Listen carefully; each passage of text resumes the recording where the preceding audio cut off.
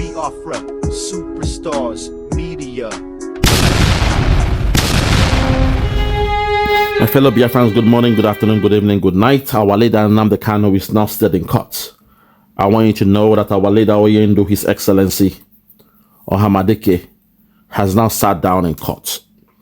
So please sit back, relax, hear the message coming straight from our leader Oyendu Mazi Nnamdi Kanu, and you all be the judge. Watch this.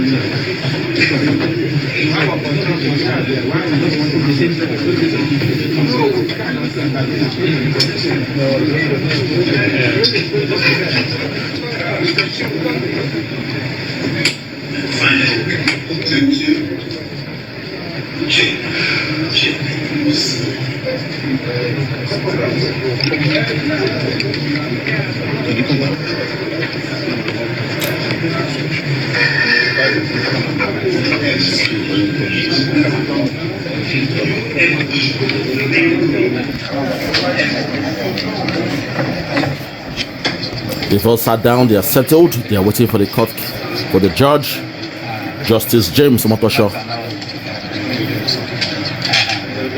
to commence the court proceedings.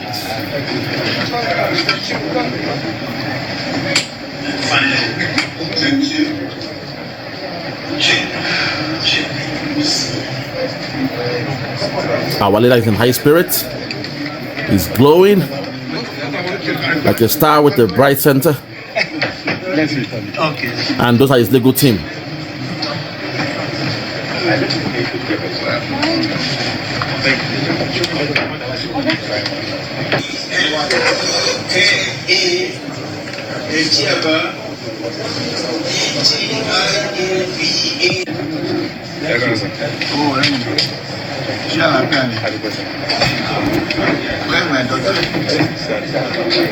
Hold it there. She Alafia ni Adukbeni. That's a Yoruba man. He's the one who is the chief prosecutor against Nnamdi Kanu. That's how they roll. You know, when the Fulani man was there, when the dead, stinking, decaying Buhari was there, they put a Fulani man to be the one to lead the prosecutor or whatever. But today, Tinubu is there, Jijagaban is there, and also his brother is now the one leading the team of prosecutors against Nnamdi Kanu. This is how you catch them. This is how you know what's going on in that zoo called Nigeria. At this point, I don't want us to, to ponder on what's happening in that zoo. We know Nigeria very well. We know what Nigeria is. This is Nigeria for you. Welcome to Nigeria. Those that say they love Nigeria, they say they love Nigeria because they are not Biafrans. They say they love Nigeria because Nigeria has been fair to them. How do I mean? The oil running the economy of that so-called Nigeria is coming from a particular region, the Biafran side. The Biafran, eastern region. And guess what? The other people don't care because their resources not being used to fuel that zoo called Nigeria. So they will say it's been a blessing to them that Nigeria is functioning as an entity, not a country. They love Nigeria the way things are because the pressure is not upon them or their people. It's been going, far away in the eastern region where the presence of the federal government of that zoo cannot even be found. Everything done in the eastern region is done by the people of Biafra. The road, you name it. Everything from the policy, from the fiscal policies to the monetary policies, it's done by us. You will not feel the presence of the Nigerian government in the eastern region. Hence, the other people, they say they love Nigeria. God bless Nigeria. Nigeria go better. They see a criminal enterprise. They see a banana republic. And they say they love it. They appreciate Nigeria the way Nigeria is. They pray for the police. They say they love the police, the army. Even when there is terrorism, they say, no, pray for the terrorists. They are now repented. They are born again. Within 2 weeks, they now, tell them, oh, they are now repented, and they integrate them into their police, their army, their navy and customs. This is the problem with Nigeria. Nigeria is a lie. A country, oh my God. A country where they see what is wrong, but they say, no, it is good. A country where they see terrorists killing people, kidnapping, but they say, no. They call them headers and farmers clash. Don't call them terrorists. Call them bandits. Don't call them terrorists. Call them kidnappers. This is the problem we have with Nigeria. A place where the Biafrans were only asking for a referendum. Instead, what they give to us as gift is the bullets and the guns from their criminal military who we now know are Boko Haram dressed in Nigerian military uniform. This is Nigeria for you. But for the other tribes, somehow they are scared to speak out for their right. When things are happening in their place, they go and beg on Jesus. When they are killing them in their area, they come and call the name of Jesus. They go to their pastors, begging their pastors to please pray for Nigeria in distress. Today I am letting you all know that you are wasting your time. A coward will die 1,000 times. But we the Biafrans, we ain't coward. We call a spade a spade. We say things the way things are. Hence we are calling on Nigeria to let go our son. Let go our leader, His Excellency Mazi Nnamdi Kanu. He has no case to answer. All he did was speak to his people. They say when Moses was able to speak to the Israelites in their sojourn in Egypt, he came and told Pharaoh, let my people go. Pharaoh refused. Pharaoh became a bully. He hardened his heart, but at the end, God had to step in. So we are calling on Nigeria. Wash your hands off the case of Nnamdi Kanu, because he has no case to answer. Whatever he did or whatever he did it for the people. We are the ones that sent him. The Biafrans, the 80 million Biafrans and counting. We were the ones that sent him to do a job for us. So we say, let him go. Let Oyendo go. He has no case to answer. Let Nnamdi Kanu go. He has no case to answer. But we know Nigeria very well. We know a thief will remain a thief. A criminal will remain a criminal. A devil will remain a devil. Because we know it is the blood of the Biafrans that is running your economy. That's why the gold from Zamfara, nobody is discussing about it. Today they are making billions from the gold of Zamfara. But not even a penny, a kobo, not even a cent, not even 1 naira is being remitted to the federal government to run the economy. They understand that whatever belongs to the north will remain in the north. Whatever belongs to the south or the southwest remains in the southwest. It is the oil from the eastern region that they are after. It is the oil in the eastern region that they will use as their so-called national cake, that they will share, they will steal, they will loot. Oh my God, have mercy. This is the problem with Nigeria. They know deep inside there's a problem, but they pretend because they are not the stakeholders of the oil. In most cases, a mother is a loving person. She is the one that will see the cry, the yearning of her child, and she will take her little food and give to them. When they are sick, when they cannot sleep, the mother will not sleep. When there is fire on the mountain and the children of the mother is up there, she will run up to the mountain to save their children.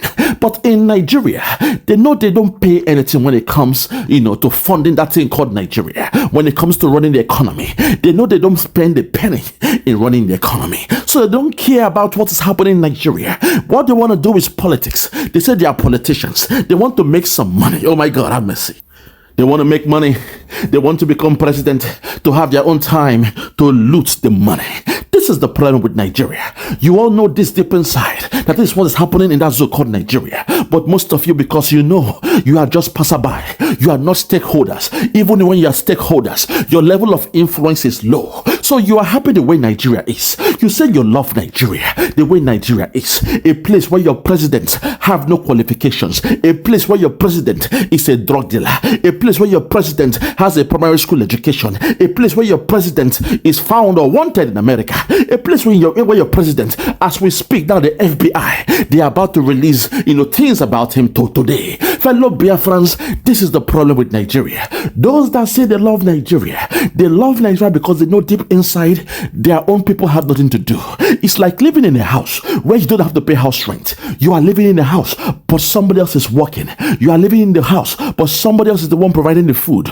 All you do is sit at home, you sleep every day, you sleep in the morning, you watch TV in the day and in the night. You don't care because you have no responsibility.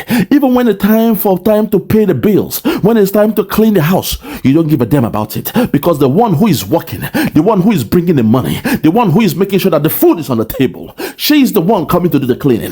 That is Nigeria for you. We the Biafrans are the ones doing everything. Our money, our resources is running that country called Nigeria. Hence the others say they don't care about it. That Nigeria must remain one because they are losing nothing. They know if we leave, if the Biafrans leave, somehow things will now become hard for them. The responsibility will now fall upon them. Oh my God. They know. They know that the moment that one who is paying the house rent, the one who is paying the bills for the food, the one who is buying the food, the one who is cleaning the house, the one who is cooking the food, the one who is washing the plate, the one who is giving them food to eat every day, in the morning, day and night. The day that one says she is leaving, he or she is leaving that house, the rest they will panic. How can we pay the rent? How can we eat? How can we pay the light bills? You are going nowhere. You must remain here. We love you. You must remain with us. We believe in one household. That is what happened in Nigeria, because the other tribe, they've been lazy. What happened to the pyramid back in the days in the 60s? What happened to the cocoa? Today around the whole world, chocolate is like, it's like a liquid gold. Chocolate is big business. What are the Yorubas doing about their cocoa? This is the problem I have in Nigeria, because people out there, they pretend not to know what is going on. They pretend not to know what is going on. They pretend. All your leaders, all they do is loot the money and send the money abroad. They steal the money, they steal the resources, and they send their loot. They send the money abroad. But we in the Western world, when we make money, we bring money back home to help the people. That is the irony of life. That your so-called politicians, when they are sick, they go abroad. But we in the Western world, when we see the best of life, when we enjoy the best of life, we want to bring something similar to the motherland. We want to bring those expensive cars to the motherland. We want to bring medication to our parents, to our sisters, to our siblings. But your politicians, when they feel sick, when they have a headache, they fly with first class, with the jet paid by the people of Biafra. They fly to America, they fly to France, they fly to Britain for checkup. They have a dental problem, they fly abroad for checkup. But the people who say they love Nigeria, your so-called politicians, they do nothing for you. All they do is steal and steal and steal and loot from the people of Biafra. Hence we say we are going. Hence we say we are living. Hence we say we are done with Nigeria. Hence we say we have no more business with Nigeria. Fellow Biafrans, I will leave it here. I want the naysayers to understand that today is a day for Nnamdi Kanu. I will leave it here. But I want you to know that the Biafrans will redeclare our freedom on the 29th. Oh my God. 29th of November 2024. That was the year. That was the date for us to know that we now have our freedom. So please ignore the naysayers. Let them say what they want to say. Let them act the way they want to act. Let them hold on to Nnamdi Kanu, but they are wasting their time, because we are going home. All hail Biafra. We are going home. When Simon Ekpa comes out, then you will understand that the game has changed. The terrain has changed. Nigeria knows this. Hence, they better release Nnamdi Kanu before the coming of Simon Ekpa, because he will bring with him thunder, fire, and brimstone. God bless you. God bless Biafra, and God bless Nnamdi Kanu. God bless you. Thank you. Yeah, Biafra. Yeah, Superstar Media. Tell me about Biafra. We going back to the motherland. Tell me about Biafra. I wanna know. Tell me about Biafra. We going back to the motherland. Tell me about Biafra. I wanna know. We're going back to the land. We're going back to the motherland. Biafra. Tell me about Biafra. We're going back to the land. Tell me about Biafra. We're going back to the motherland. Tell me about Biafra, Biafra. Tell me about Biafra. We're going back to the land.